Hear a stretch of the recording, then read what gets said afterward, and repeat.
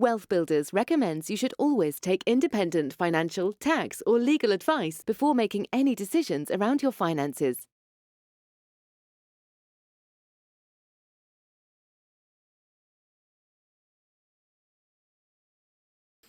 Hello and welcome to this impromptu session between Kevin Whelan, myself, Director at WealthBuilders, and Paul Brooks, casually dressed today, as you'll notice. We're chatting today and kind of getting this picture that people who have really committed to the idea of SSAS, and we're talking about SSAS today, are getting a really bit caught up in the stock market furore, and we know the reasons for all of that. And we see a lot of posts recently on Facebook saying, well, you know, should I just hang on? Should I wait for the stock market to get back up again and put all my SSAS plans on hold? And these are really good questions. And I guess we understand why people will be troubled by them.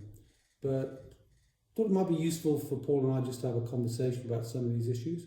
And hopefully it'll be helpful for some people. And we'll post it and we'll share it, so that as many people, whether they're connected to WealthBuilders or not, can hopefully get some value. So Paul, pros and cons, the stock market is a place where people are investing generally, but typically part of the problem with the stock market is this is what happens, right? Sure. You absolutely have no control. The market got pummeled in 2008, happening now. Who knows when it's going to happen again? Well, exactly. So even if it wasn't happening now, it would still happen again at some point in the future. What are your thoughts on that? Well, I think, as you said, the issue of being in the stock market exclusively is you're on this roller coaster and you can't control the cycle. You're just on for the ride. And so, when we talk to people about wealth, the focus is on the longer term plan, isn't it? It's about building into your expectations that if you're in the stock market, there are going to be ups and downs, but actually about having a diversified portfolio of investments wherever it is you hold your money, whether it's in a SSAS or not, to help you avoid being significally damaged by a blip in the market in the short term. Yeah, this is good practice whether you're in a SSAS or not. Exactly, yeah, absolutely. The big challenge I would kind of add to the stock market is, as wealth builders by nature, we believe that the key to wealth building is owning assets that generate cash flow. Part of the problem with the stock market is, for the most part, it doesn't really generate cash flow. It's kind of what we would call an accumulation model. You hope it's going up and then it goes down, but you're always measuring a value. You're not really generating an automatic cash flow. So when you think about how the industry kind of works with the stock market cash flow, the long-term prognosis of a return that you would convert the money in the stock market to cash flow is about 4%. And that's regarded as kind of a safe rule both in the UK and the US. Yeah.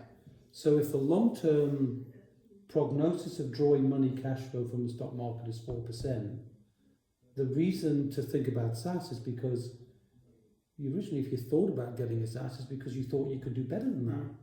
Sure, absolutely. And without the volatility and maybe with cash flow built in. So what kind of thoughts have you got about how people could be looking for their SSAS for cash flow and just reconnect with why they were looking at this in the first place and not kind of react to something that's happening? Sure. I mean, I guess that there are a couple of things that a SSAS as a tool can actually help people with cash flow issues. Of course, the immediate and obvious thought, if you're of an age where you can start taking benefits, is to possibly dip into the pot. And of course, for the UK, that's 55 if it's coming from a pension. There are options there of drawing some tax-free cash, for example, if you need a short-term buffer. Old geezers like only for old, okay, that's very true. Yeah, that's right. So only for 55 or over. In the short term, there are actually ways of taking SSAS funds and investing them in ways that can generate income for a business. Yeah. A great example of that would be a SSAS loan back, of course, where the business can call on the SSAS funds for any legitimate commercial reason and deploy that money in a way that generates income. Right.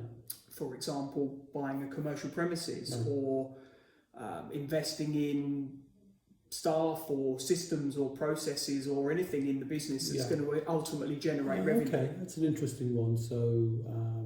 So I guess then if you're a business owner and you're thinking about a SaaS as a vehicle compared to the stock market, I'm seeing two distinct benefits that are worthwhile maybe sharing.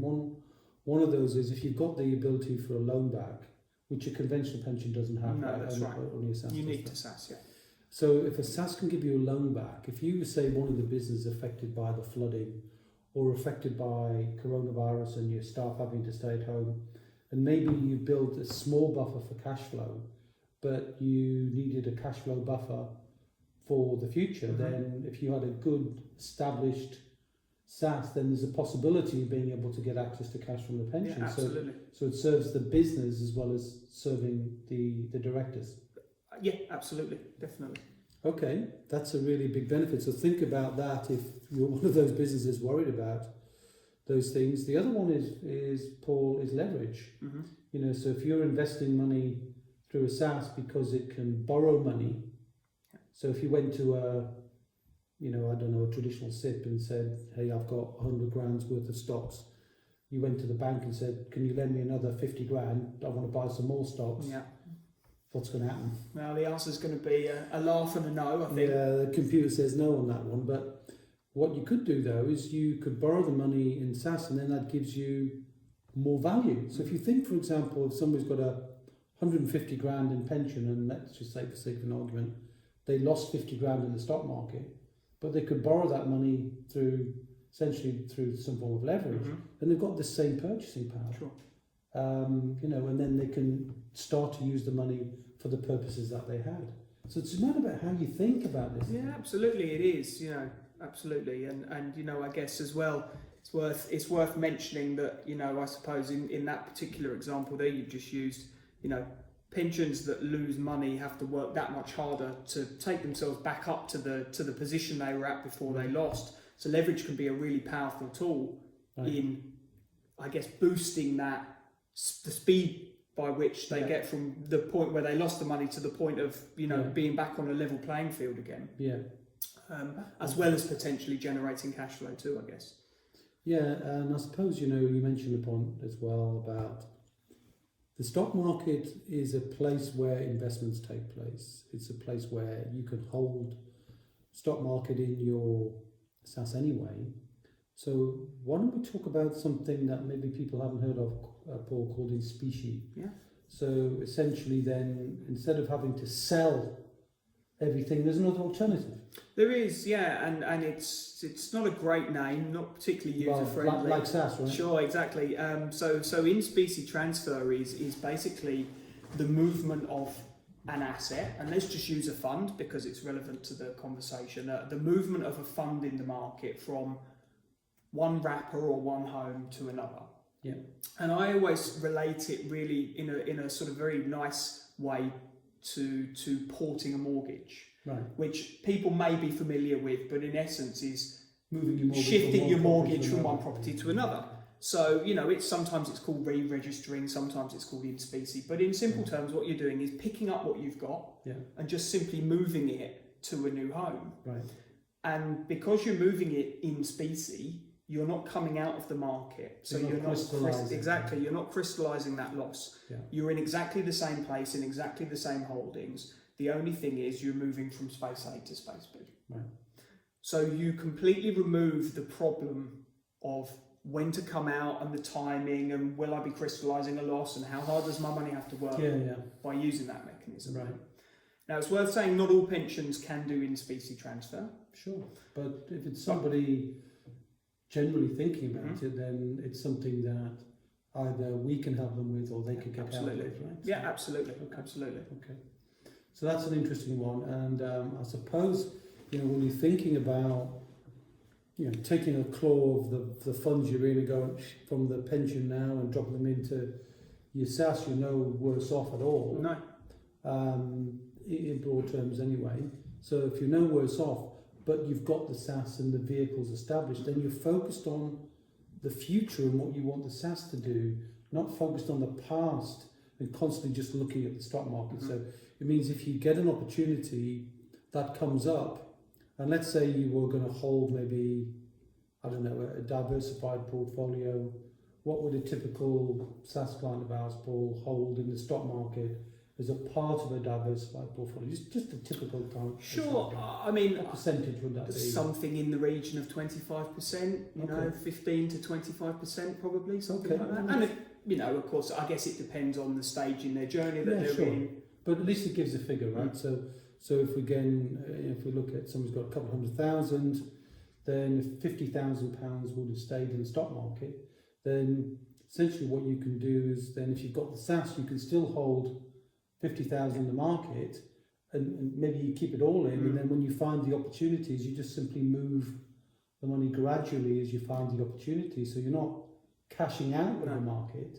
You're still giving the market a chance to recover. Well, the key thing is you're in charge of the timing, aren't you? That's I guess the major point here. You know, if you've been able to do that, you're in charge of the decision, and that means you're able to look at the pros of crystallizing and the value that's going to add to that part of the pot versus staying where you are and, you know, taking a judgment on whether the market's going to recover and when it's going to recover. Okay.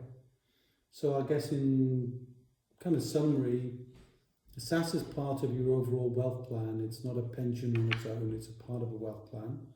And if you can stay connected to what your long-term plan is, I mean, if somebody's got a few £100,000, you know, map it out. I mean, we have an online calculator that we use. We do. How does that work? How does the calculator work? So it's really simple, and it's a great tool, really effective in just getting a nice headline view of, well, what is your money doing in its current place with its current charges, and what does that look like in terms of the value of the pot and the income that you could sustainably draw from it? Taking into account the long-term... Sure, looking at the long-term picture, you know, from 0 all the way up to 25 years into the future, actually. So really long-term. And allowing you to contrast that with either staying where you are or if you're already in a SaaS, for example, working out, well, you know, what's the likely recovery rate of the money now if it stays where it is versus redeploying it into a different strategy where you know and you're confident that you can deliver a return that is perhaps stronger than the average market return. And different in terms of how it operates. Of course, yeah. So, for example, property would work very differently to the stock market. Yeah, of course, yeah. Not least because in many projects, business and property, you're not the mercy of the market, you're controlling the added value. So you can force value into a piece of property by buying well and maybe getting planning permission or doing things well. And similarly in the business, you can create just incredible ROI. So does the calculator just allow you to sort of plug in the return on investment that you think you're going to get by redeploying it in something else, and then run a sort of comparable scenario? And then it shows you what would happen if you stay where you are, what would happen if you factor in the changes. Exactly that. All right. So I hope we've given you some food for thought. You know, whatever decision you choose to do, where you're worried about the stock market, and quite rightly, but it's a reflection really from my point of view that most people, when they don't have a good plan, end up over concentrating their wealth in the stock market, and as a result suffer when these things happen. Choose to respond positively as opposed to react. You know, if you choose your response, you're responsible, which means you're in control. If you react, then, you know, that's a negative place to be because you're constantly being buffeted by the waves of the market, not your own control and your own added value. Think about where you can add value and compare the ROIs that you'll get to the ROIs you think you get in the stock market, which long term would be around about the sort of 4 or 5%, and then you've got to factor off charges. And diversify anyway, you know, so recognize that wealth is about diversification, it's not about concentration. And if you've got any questions or any comments you want to make about what we said today, about in specie, about moving funds, about SaaS or not SaaS, the difference between SIP and SaaS, and all those questions, then don't hesitate to get in touch with us at hello@wealthbuilders.co.uk or head on over to WealthBuilders Facebook group, and we'll be happy to answer your questions in there. So, Paul, thanks for sharing. Thank you. Over the course, I'm not going to shake your hand, mate. No, but I will do a Corona. There we go. And we'll talk to you again sometime soon. Cheers. Thank you.